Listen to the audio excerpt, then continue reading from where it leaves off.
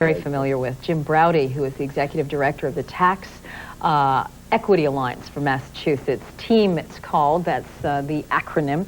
And also Barbara Anderson. These two are often seen pairing off and sparring partners. She's the executive director of Citizens for Limited Taxation. They want to stop the grad tax. And off the air, these two are really good friends. On the air, we're going to get into a fray. I don't have a sweatshirt. I don't. You don't have all that stuff. You're really. Oh, I'm sorry. I would have brought you one. I figured you would. Next debate, you can wear one too. See what I mean? Sparring partners it is. I want you to know, by saying that we are good friends, she has probably lost 50% of her membership for watching the show. 100%. And so you'll never be able to do fundraising again. But of course I lie. I mean, what can I say? It was just terrible.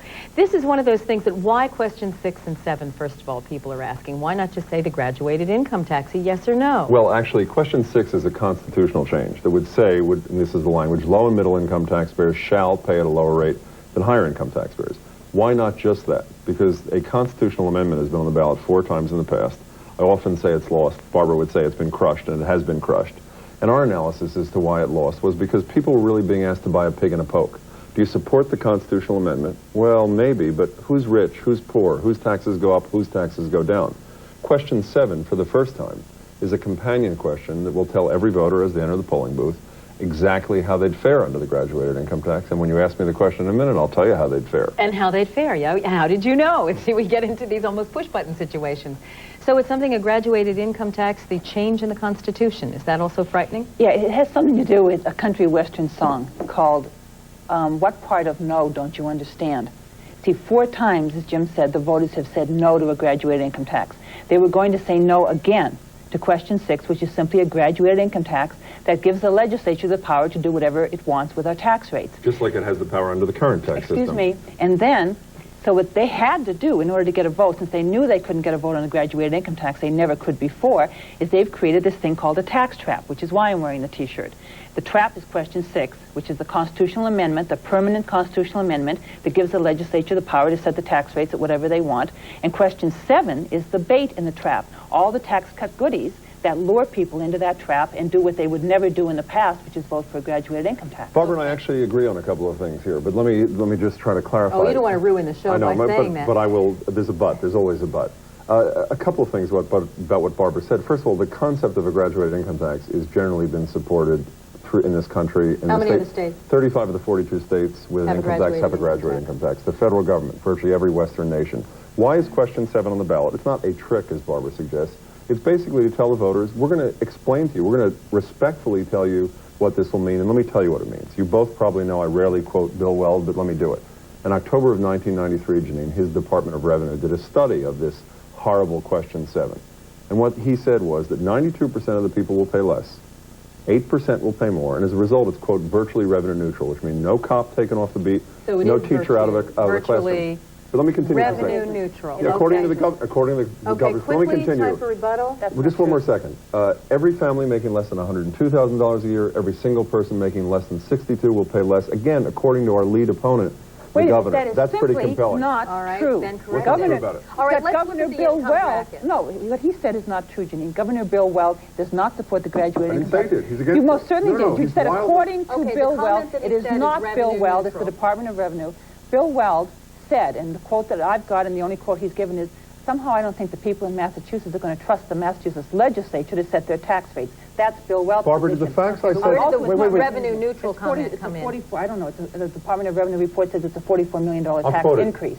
Bill Weld's Department of Revenue, Barbara, and he is opposed to this. I made that clear. Bill Weld's Department of Revenue said, quote, it is virtually revenue neutral, and quote said, every family making less than $102,000 a year, every individual making less than $62,000 will pay less. That is if it stays the same. Of course, like any other law. That's right. But however, if we put something into the hands of the legislators, does it stay the same? Well, you know, one of the ironies, that's what I was going to say before. Barbara says this new power in question 6, and their television commercial says to raise tax rates as high as they want. Well, under the current system, that legislature has the power to raise taxes as high as they want. And the irony is, when we did your show 4 years ago, Jeanine, when Barbara had question 3 on the ballot, what she was saying was, this state, no state has raised taxes more steeply and more often than Massachusetts. Well, that was under this current flat tax that she says is the See, only right now- protection for the voters. Okay, Right. the flat tax. Right now, if they want to raise taxes, they have to raise taxes on all of us at once because we have to all have the same rate. With the graduated income tax, they can raise taxes on different income brackets at different times.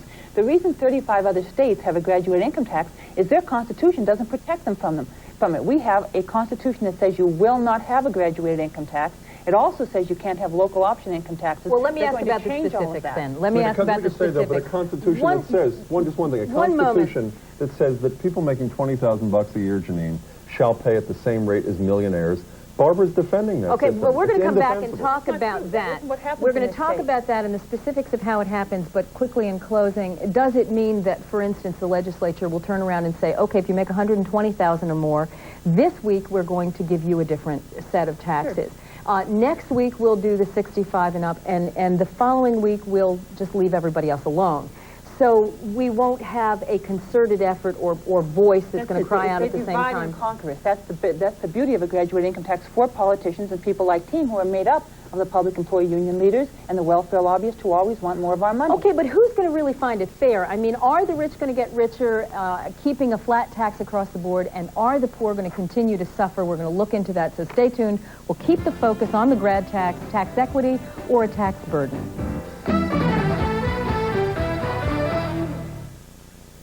On questions 6 and 7, Barbara Anderson opposes it. She says, vote no. The harder you work, the more you make, the more the politicians take.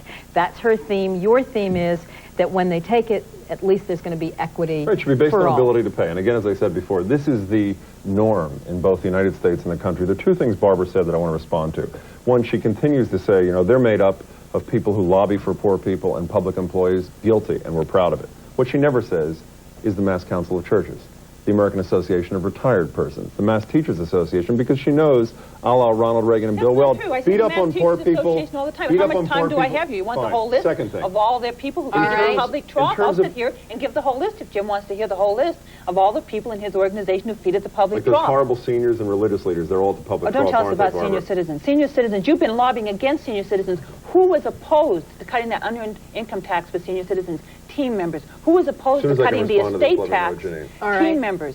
Who raised that income tax from 10% to 12%? Who lobbied to do that for senior citizens? Team members. And who did Proposition 2.5 for senior citizens? We did. Who opposed Proposition 2.5? All right, let's not go back They that did. far. State of the issue at hand. The issue at hand is who's going to benefit. When we look at the different tax brackets and we look at the people who make a lot of money, let's say $102,000 and up. I saw a recent report where when you put the flat tax across the board, people 20,000 and under, they were carrying something like 1.47%, where literally the wealthier people paid 4 times more in taxes. Absolutely untrue. The reality is once you get above no tax status and the limited income credit, which basically applies to very low income people, we have a virtually flat tax, one of the 10 least fair income taxes in the country. That's not true. But, you know, Barbara, let me try to That's not finish true. the sentence. Why, you interrupt Well, let's me. give You me think I'm real not going to interrupt statistics. you? I mean, It's I'm gonna give real you real facts, statistics. how much money who What he's pays saying A where. is real not statistic. I'll true. give you a real statistic. A study came out of Washington a couple of years ago that looked at the total tax burden in Massachusetts.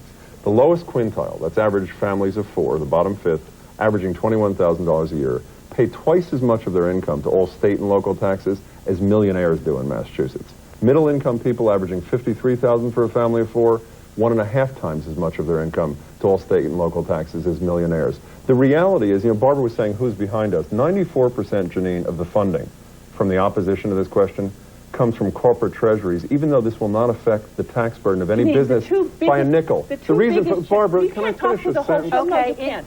The two biggest checks that have been written for the graduated income tax come from AFSCME, the Public Employee Union And the leader, Mass and the Teachers Mass Association. Teachers Association, $100,000 each. That's where their contributions are coming from, and they dare to attack So it's vested the interest. business people who are trying to Wait. protect jobs. Okay, so we got trying to vested protect interest, the we got state economy, workers trying to versus protect business. their Jeanine, let me employees. try Now, to... wait a second. Let No, me I ask wanna a respond to question this. here. No, Now, you before can't- response, let's get one thing in here. If we look at business and people who are going to stimulate an economy, individuals who are going to hire carpenters, plumbers, electricians, contractors, when we take the people in the bracket who are going to hire people out for those jobs, when you take away more of their dollars, do you have less of the money going Jeanine, back into that sector Quote of the Bill economy? Weld again, who opposes this thing, is Department of Revenue.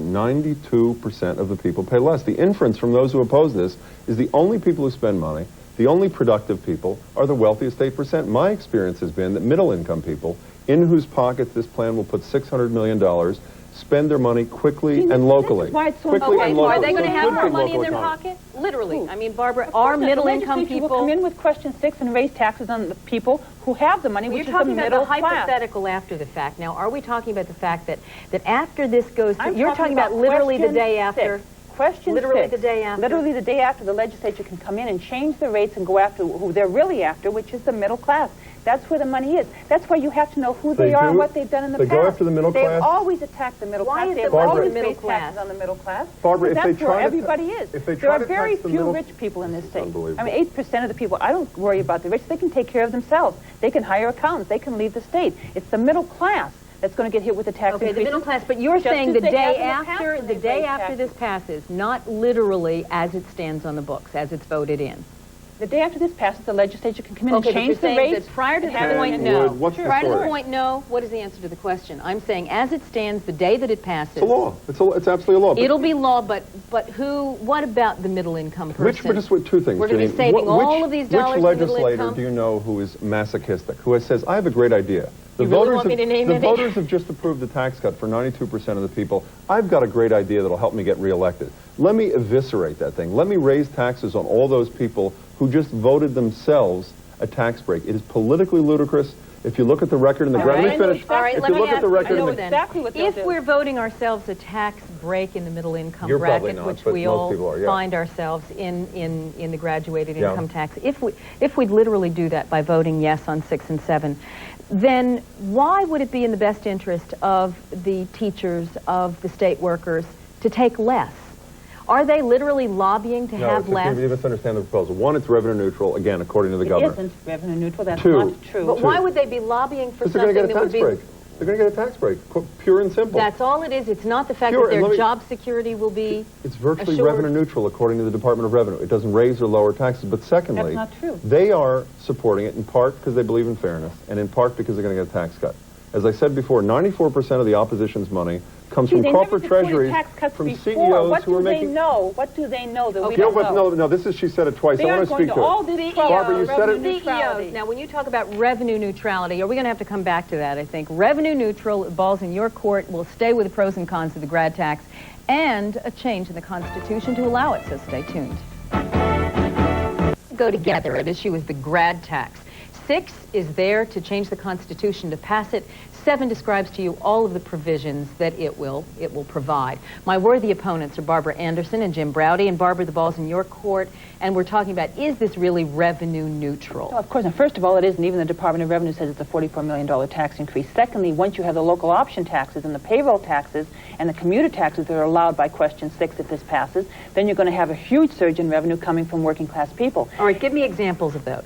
Well, right Where now, is it going to go specifics, your right, argument? Right now, you're not allowed to have a payroll tax, say, in the city of Boston, or a local income tax in the community where you live, or a county income tax or an MWRA income tax. When they remove the prohibition against that from question 6, then the state is going to be allowed to come in, cut local aid, and tell the mayors and selectmen and city councils to simply, if they want more money, raise an income tax. If Jim thinks they won't do that, he hasn't been sitting through all the debates on Beacon Hill where they've been trying to come up with excuses All right, Jim, it's not your to court. give I didn't interrupt her, local so I aid. assume you'll let her not interrupt me. Absolutely. Now, When there's you've got never a a plan- tax that you've seen that you haven't loved. Well, the two and things I that's want going to to be speak one to. of her... One, when you've got a plan that cuts taxes for 92% of the voters and protects services for 100% of the voters, the only thing one can do is fish up a red herring a week to try to discredit it. There is never criticism of the content of the plan, and if Barbara respects the voters and this passes, rather than talking about how the legislature will change it, why doesn't she join with us to protect the popular mandate and protect this tax relief? Number two, her repeated position on the show, we've opposed all these similar tax breaks as we did question 3 in 1990, as the voters did by 60-40. The reason the voters rejected that by 60-40 is because it was paid for by deep cuts in public services. The difference with the grad tax is the wealthiest 8% will pay a little bit more to fund tax relief for the 92% right. without affecting public services. Okay, that what about benefit the every payroll family in the tax, street. county tax, The red MWRA herring. tax? Fundamentally untrue, but Red you can't, herring? it's a state income tax change, not a local income tax change, but you can't criticize it, so come So up you're with all saying this that garbage. absolutely will not happen, that there will not be a payroll tax in the city Constitutionally impermissible under our proposal. under It the will proposal. happen. It will happen. We have a report How will it that says happen? it will happen. Because right now, the Constitution says that income taxes, only about income taxes, not local property taxes, local income taxes must be uniform across the Commonwealth. So you can't have me in my town paying a 1% income tax and him not paying one, because we'd be paying an overall different rate. They take that language out. Now you don't have to have it uniform. And as long as taxpayers in one community who make more are paying more than taxpayers in that community who make less, you can have now a payroll tax in the city of Boston. Boston's been wanting one for a long time on commuters coming into the city. The Constitution wouldn't allow it. With Question 6, the Constitution gets changed and will now allow the city of Boston to tax commuters. Specifically address that besides just saying it's a red herring. How could that not happen? Classic half-truth of the campaign. Do we remove the uniformity clause, and is it the protection? Yes. But of course they never finish the sentence, say what we replace it with. As we said before, quote, low and middle income people shall pay at a lower rate than higher income people. If I live in Cambridge and make less than her, who lives in Marblehead, and I make less than she does, and my taxes go up locally, I am paying at a higher rate with a lower income. That explicitly violates the Constitution. Explicitly violates the Constitution. So what she's saying is, again, two-thirds true.